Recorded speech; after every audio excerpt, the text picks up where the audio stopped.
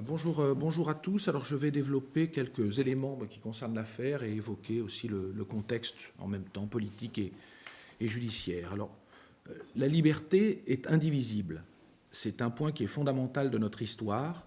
La Déclaration des droits de l'homme et des citoyens de 89 ouvre une séquence nouvelle dans la vie sociale où la liberté serait un droit imprescriptible et où nul ne pourrait être inquiété pour ses opinions. De ce point de vue, officiellement partagé par tous, l'affaire Vincenzo Vecchi est ahurissante, c'est ce que tu évoquais en terminant.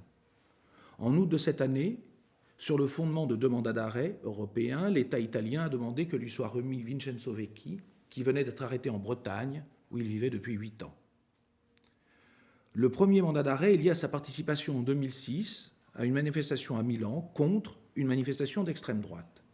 La manifestation d'extrême droite est autorisée. La manifestation contre l'extrême droite est interdite, ce qui est un comble. Or, il vient d'être démontré donc récemment, lors de l'audience du 26 septembre, qu'un fait essentiel a été dissimulé par la justice italienne, que tu évoquais également. Vincenzo Vecchi a déjà purgé sa peine. Il a passé plus de 7 mois en prison et pendant environ 5 mois, il a été assigné à domicile. Or, c'est un principe fondamental du droit qu'on ne peut condamner quelqu'un 2 fois pour les mêmes faits. Mais il y a au fond plus grave. Concernant le mandat d'arrêt relatif à la manifestation de Milan, le raisonnement de la justice italienne est stupéfiant. La défense ayant démontré, lors de cette précédente audience, que Vincenzo Vecchi avait purgé sa peine, la justice italienne, plutôt que de retirer son mandat, aggrave son cas. Tentant de justifier sa démarche, elle admet en fait avoir menti. Et si la justice italienne maintient un mandat sans fondement, c'est afin qu'au vu de cette condamnation déjà purgée, la peine très lourde qu'il encourt dans le cadre de l'autre mandat semble moins révoltante.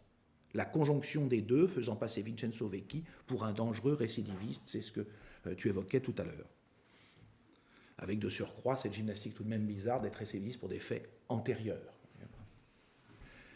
Voyons à présent donc l'autre volet de l'affaire, celui de Gênes.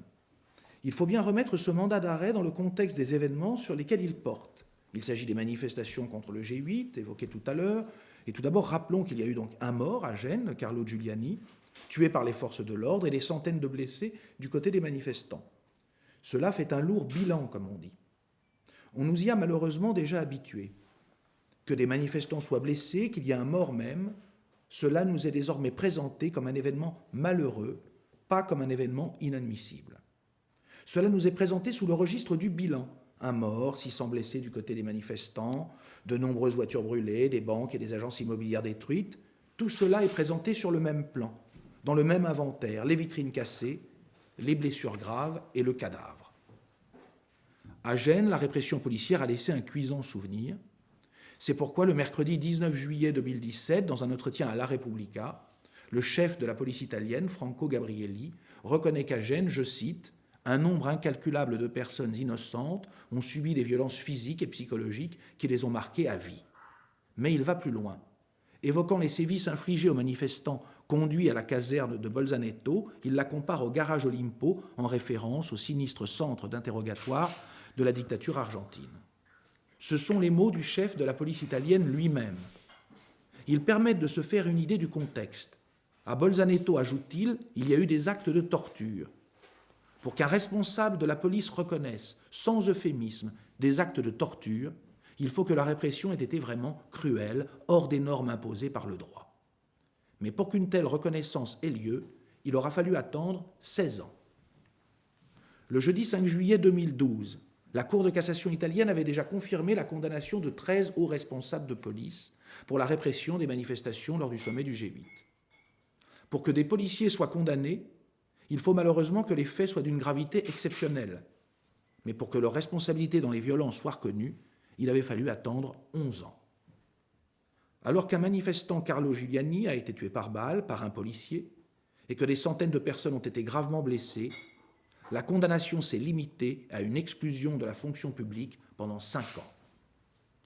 Revenons à présent au mandat d'arrêt européen concernant les événements de Gênes et réclamant donc la remise à la justice italienne de Vincenzo Vecchi.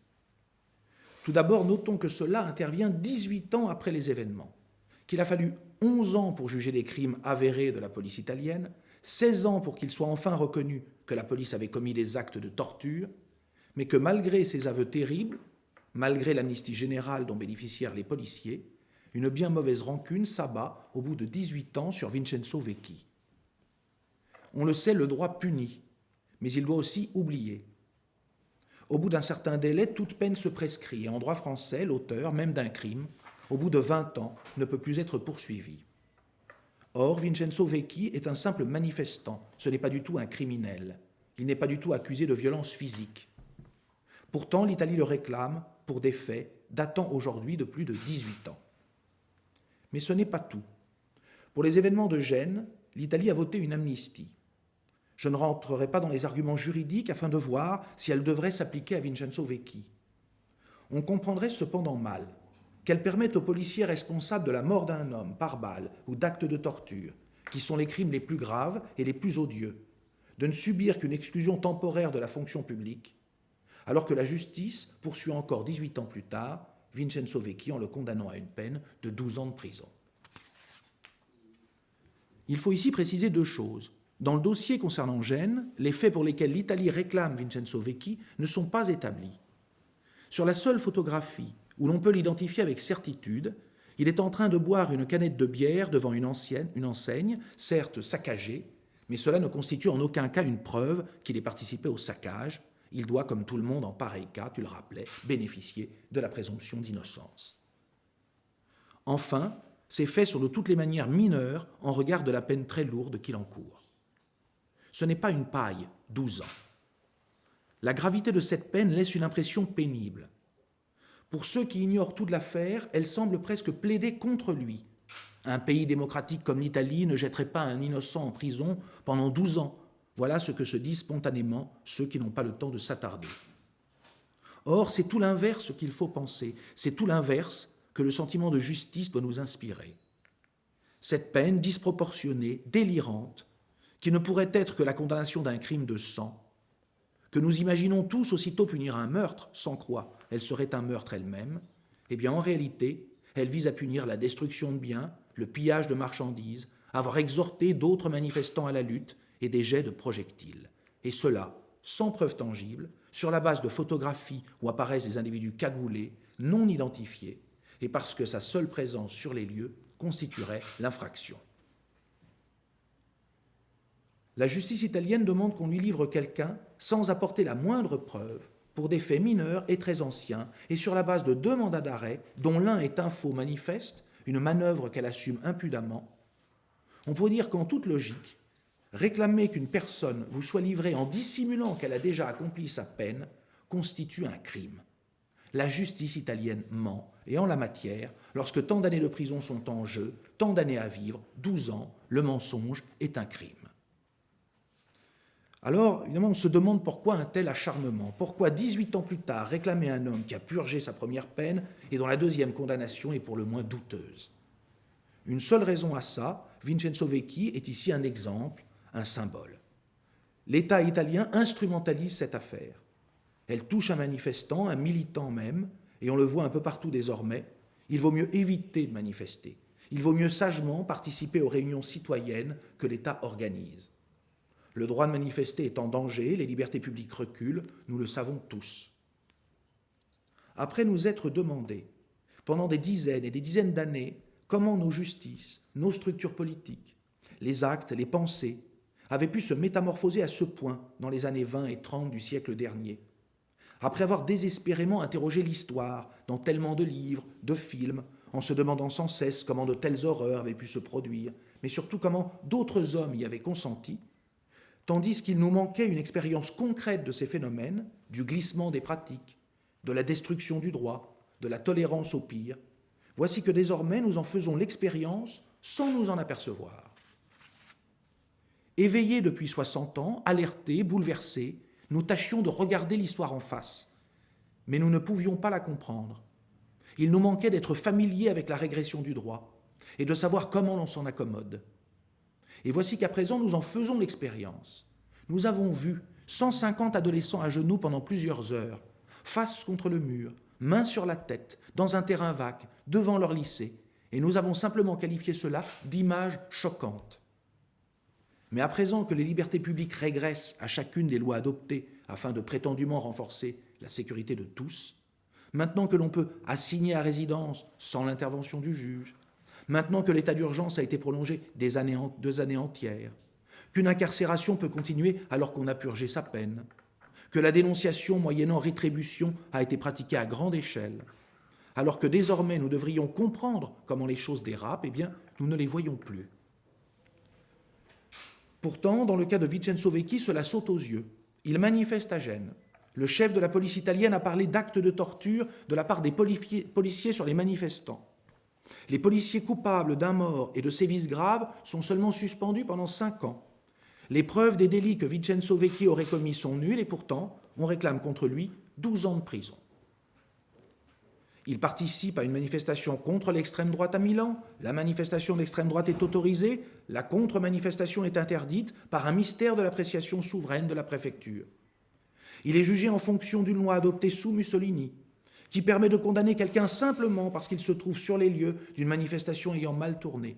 Sa seule présence le rend complice.